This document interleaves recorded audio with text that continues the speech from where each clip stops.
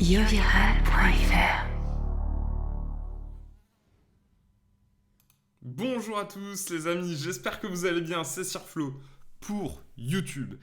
Et qu'est-ce qui se passe aujourd'hui? Eh bah oui, on va enfin review des mains de poker en casino, parce que oui, j'ai repris le poker en casino en mode plexiglas, c'est-à-dire séparation entre les joueurs.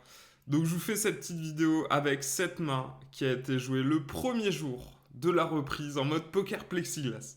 D'ailleurs, ça va peut-être devenir un poker à part entière. On va peut-être faire des formations de poker plexiglas après les formations poker.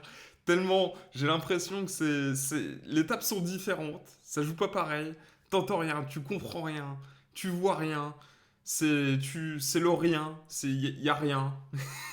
Mais on est content de retourner aux tables, on se fait plaisir. Et là, on est sur une petite table de 5-10, 5 € 10 € que j'ai joué il y a une semaine et demie. Donc, c'était le premier jour de la reprise. Donc, j'avais cavé 5000 et je perdais déjà 1200 €. Donc, ça se passait pas très bien pour l'instant. J'avais perdu à peu près une cave. Et on a Perdas et la table est à 8. Donc en fait, on n'avait pas d'UTG. Donc moi, j'étais UTG en fait, ici.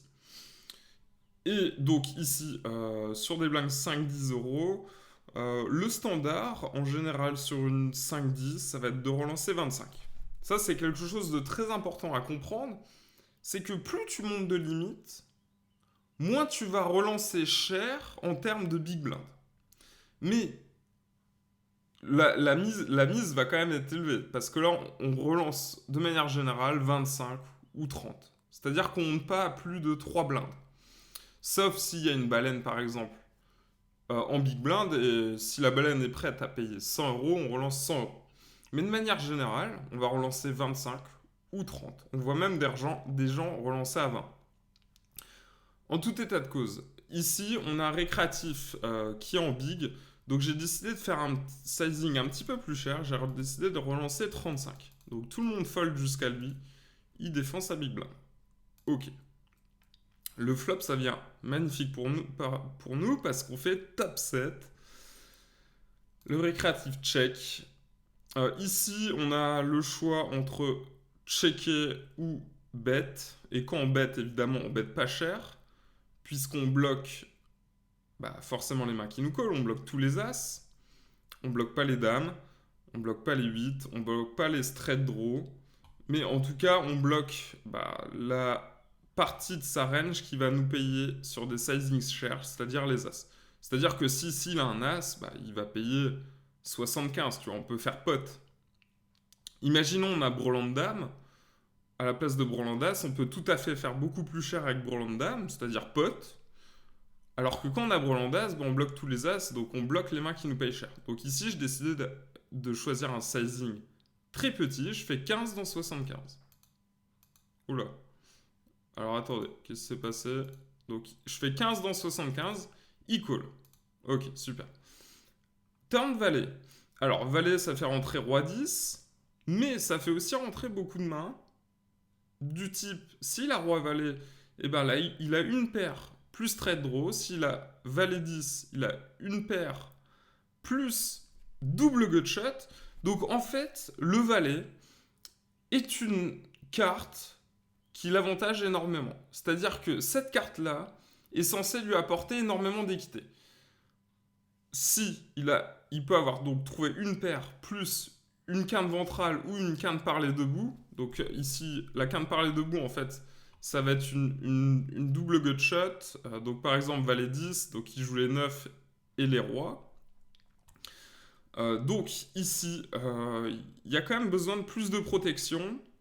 Et on remarque avec tout ce qu'on a dit qu'il y a beaucoup de mains aussi qui vont nous payer cher. Parce qu'une paire plus un straight draw, que ce soit gutshot ou quinte par les deux bouts, les gens aiment nous payer cher.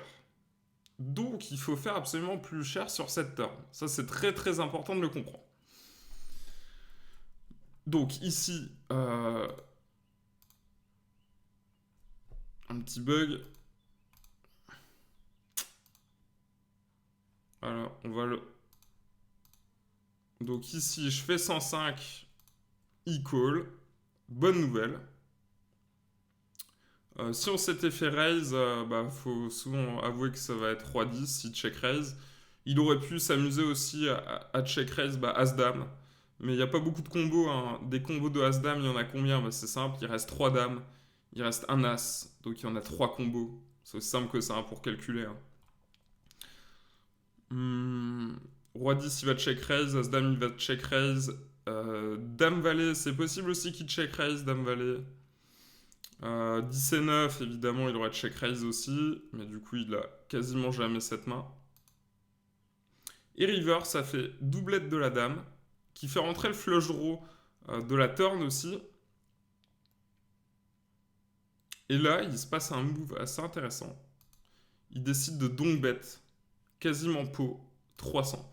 Alors, d'expérience, et vous savez, hein, pour les joueurs qui jouent en casino, on sait que c'est un move ici très très fort.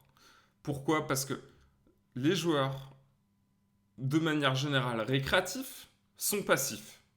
C'est-à-dire que s'il avait un tirage depuis le début, qu'est-ce qui serait passé? Il aurait fait check call, et si le tirage rentre pas, il fait quoi? Il fait check fold. Mais il va jamais s'amuser à tourner en bluff, par exemple, un valet comme valet 10. Il va jamais s'amuser à le faire. Des pros, oui, mais pas des récréatifs. Il va pas s'amuser à tourner un 8 en bluff.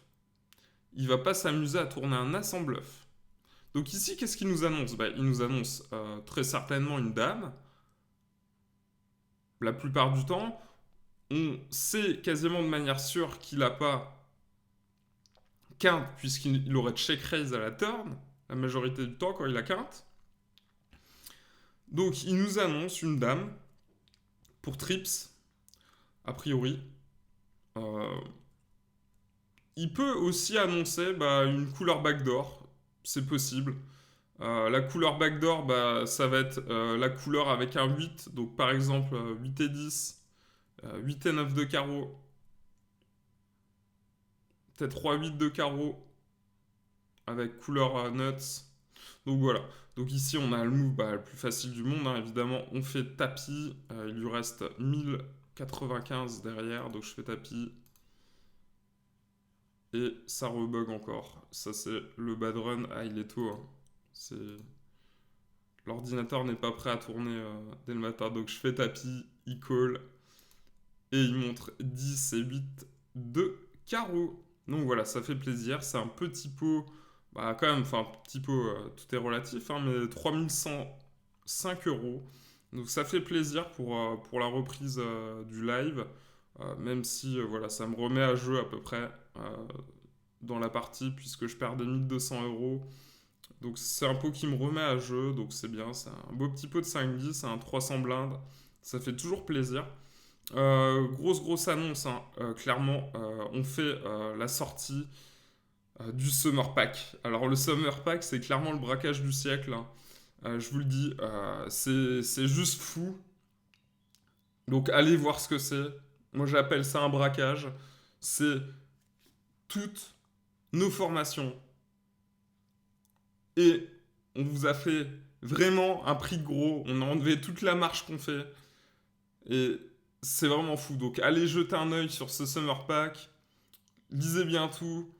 Vous allez voir, c'est complètement fou. Donc qu'est-ce qu'on vous a mis dans le Summer Pack? On a mis Poker Pro, Masterclass, Cash Game Online, Masterclass, Cash Game pour le casino. Il a mis le Challenge MTT aussi, et il a mis quoi d'autre? Il a mis le Club Elite pendant un an. Plus, attention, plus tous les contenus annexes du type le stage immersion, du type tout ce qu'il a produit. En gros, c'est simple, hein. C'est comme si dans un seul pack, il te donnait tout ce qu'il a produit. Donc allez jeter un œil sur ce Summer Pack, évidemment. Il y a le lien en description. C'est clairement le moment pour les gens qui veulent bosser leur poker pendant l'été. Ça va être juste ouf. Donc voilà, je vous invite à aller sur le lien du Summer Pack qui est en description. Et tout simplement, les amis, je vous embrasse. Et n'hésitez pas, évidemment, à mettre un petit pouce bleu, un commentaire. Ça fait toujours plaisir. Et vous pouvez mettre d'ailleurs dans les commentaires #GregFish.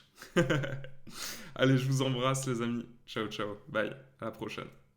Stage de perfectionnement, abonnement aux vidéos stratégiques, coaching à distance, yoviral.fr. Devenez vraiment gagnant au poker.